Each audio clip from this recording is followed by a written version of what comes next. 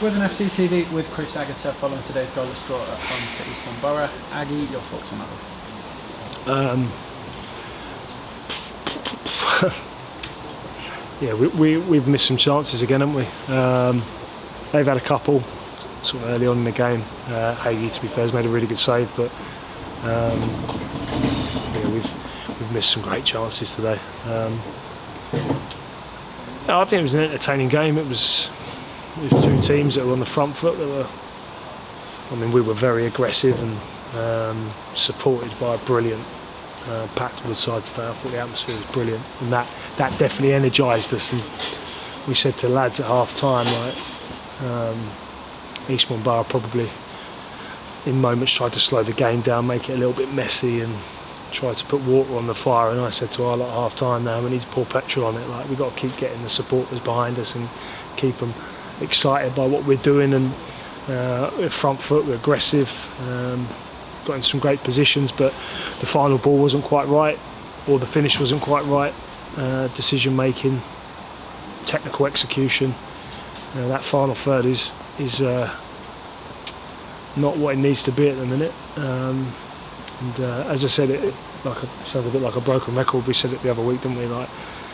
We had issues defensively at the start of the season, but we were scoring loads of goals. Now it feels like it's the other end of the spectrum, where we look very good defensively, I think, but we seem a bit blunt up top, which for the quality of players we've got shouldn't be the case, but that'll turn. It's just seems to be a shame that it seems to be a bit of a collective dip, rather than one or two and then somebody else sort of pitching in, but it'll come.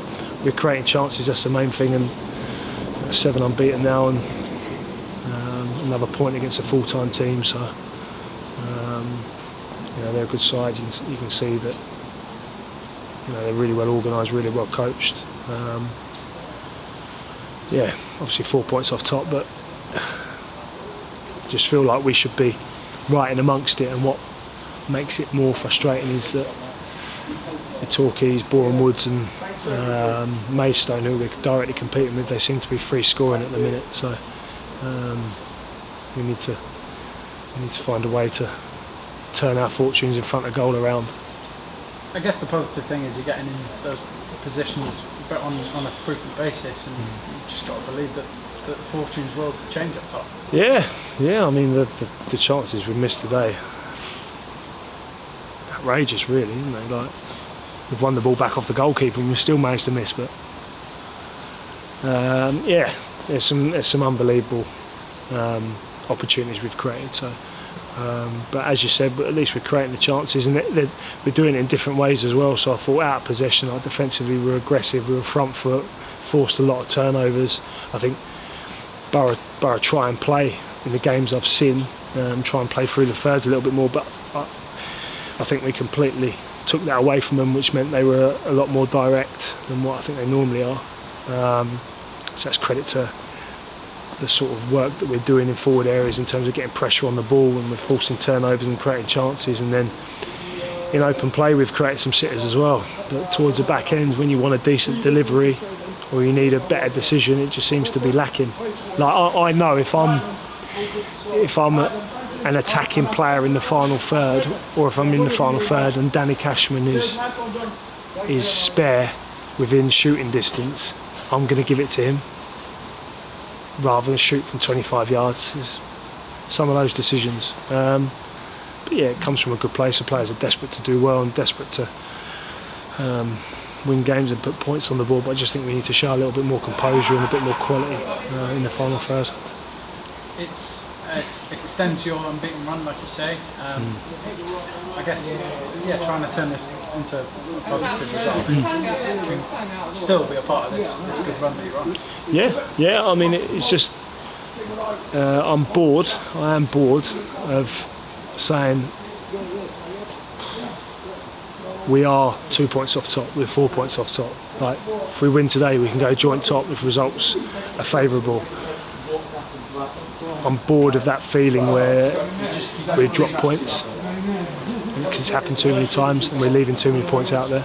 And Boreham Wood, are building real momentum. Win, win, win, win, win.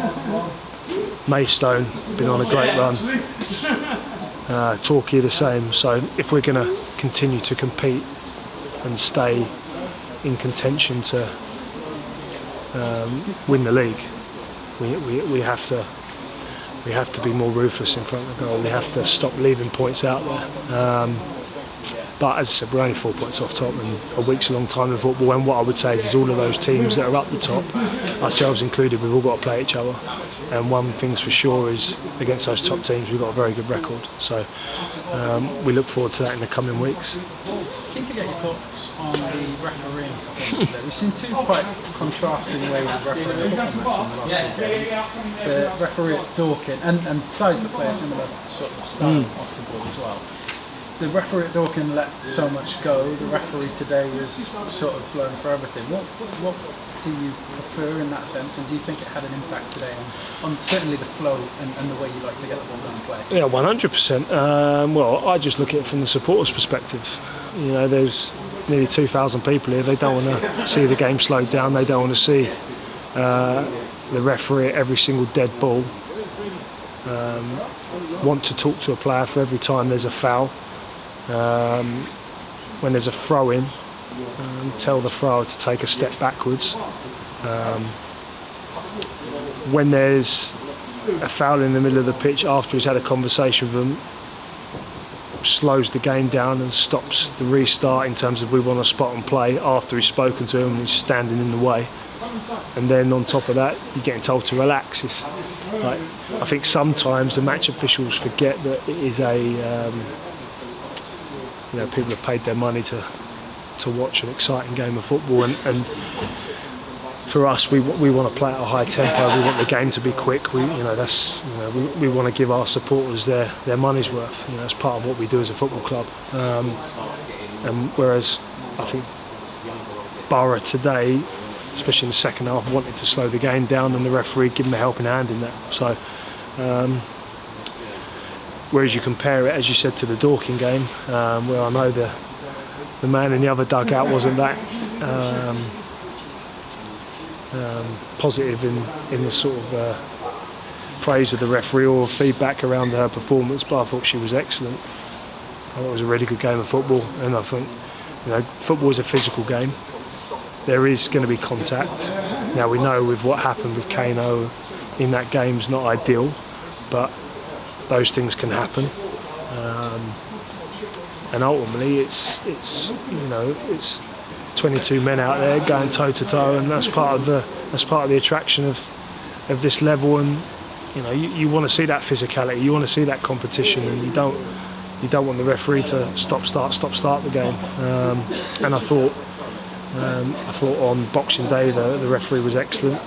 Potentially got one or two decisions wrong, but I'd rather it be that way and let a little bit go than the other end of the spectrum where the game just doesn't get into a flow or a rhythm, and all of these people that have paid money to come and watch end up a bit frustrated. And you could see that the supporters were very frustrated, and the players were frustrated as well with the referee. But how aware he was of that and how he read the room, I'm not too sure.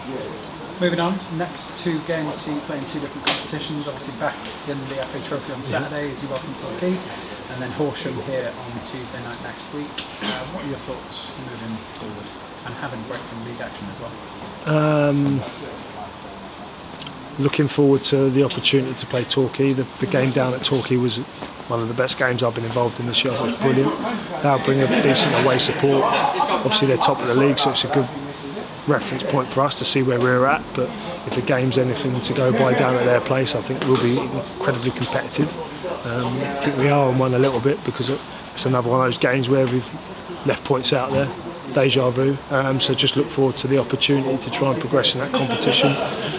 And then Horsham Tuesday night, obviously having seen Horsham last year, they should be in this league in my opinion. They were the best side that I saw at Step 3 last year other than Hornchurch. Incredibly well organised side. Dom's been very successful. they've got a very, very, very good group of players, and a chunk of them will do very well at this level. So 2 really competitive games, which we look forward to. I'd rather them be league games though. Whilst we've got this momentum, we want to keep putting points on the board. So, but we certainly won't turn our nose up at. Obviously, I think we can. It's as far as we've gone in the trophy, albeit.